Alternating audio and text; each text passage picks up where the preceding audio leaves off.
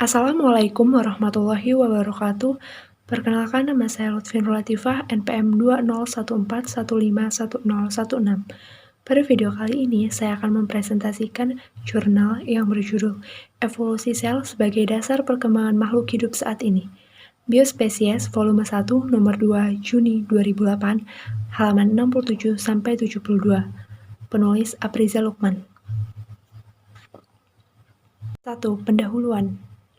Pokok dari teori evolusi itu adalah bahwa hewan, tumbuhan, dan juga manusia dalam berbagai abad yang lalu telah berkembang dari makhluk yang berbentuk lebih sederhana. Teori sel antara lain menyatakan bahwa sel merupakan unit struktural dan fungsional yang paling kecil dari makhluk hidup. Sel juga merupakan unit hereditas yang paling kecil dari makhluk hidup. Sel yang ada sekarang berkembang dari sel yang lebih sederhana, dan sel yang lebih sederhana tersebut merupakan hasil evolusi.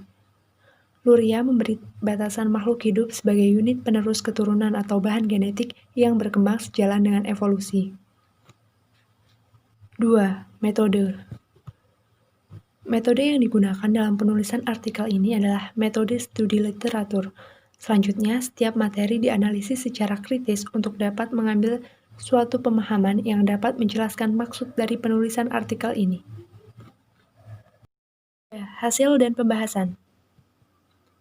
Sel sebagai organisme maupun sebagai unit struktural, fungsional, dan hereditas dari makhluk hidup kelihatannya juga berevolusi dari bentuk-bentuk sederhana.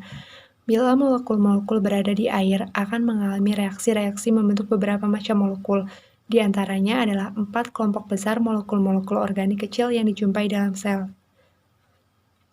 Menurut Oparin, lautan dan bumi pada awal mula terbentuk mengandung banyak sekali molekul-molekul organik yang kemudian bergabung membentuk kompleks-kompleks molekul yang lebih besar yang bersifat sementara.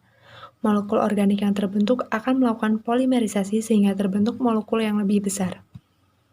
Dibandingkan dengan proses sintesis protein yang dikenal sekarang, perakitan polipeptida pada zaman prabiotik amatlah sederhana. Pada sel masa kini, informasi genetik disimpan dalam molekul ADN, sedangkan pada sel purba, informasi genetik diyakini disimpan dalam molekul ARN. Ketika sel purba baru terbentuk, reaksi metabolik yang rumit belum diperlukan sel, karena sel dapat mengambil molekul-molekul yang diperlukan langsung dari lingkungan yang pada masa itu memang kaya bahan organik.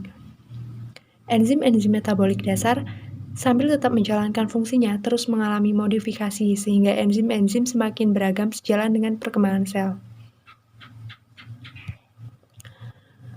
Munculnya sel autotrof yang memiliki kemampuan fotosintesis menimbulkan revolusi pada kondisi atmosfer bumi yang akhirnya berimplikasi pada kehidupan di bumi. O2 bersifat racun bagi sel-sel anaerob. Akibatnya, tidak sedikit sel-sel anaerob yang punah. Baik mitokondria maupun sel bakteri anaerob sama-sama memiliki ADN dan ribosom. Menurut hipotesis endosimbiosis, pada mulanya mitokondria adalah sejenis prokariot aerob yang kemudian dicaplok oleh sel eukariotik yang anaerob. Secara struktural dan fungsional, struktur sebagian kloroplas mirip sekali dengan cyanobacteria. Asal-usul kloroplas di dalam sel eukariotik dijelaskan dengan hipotesis endodemis. Beberapa hal yang belum dijelaskan dalam hipotesis ini adalah belum dapat menjelaskan bagaimana ARN yang baru terbentuk dapat tetap bertahan dalam kondisi suhu yang tinggi.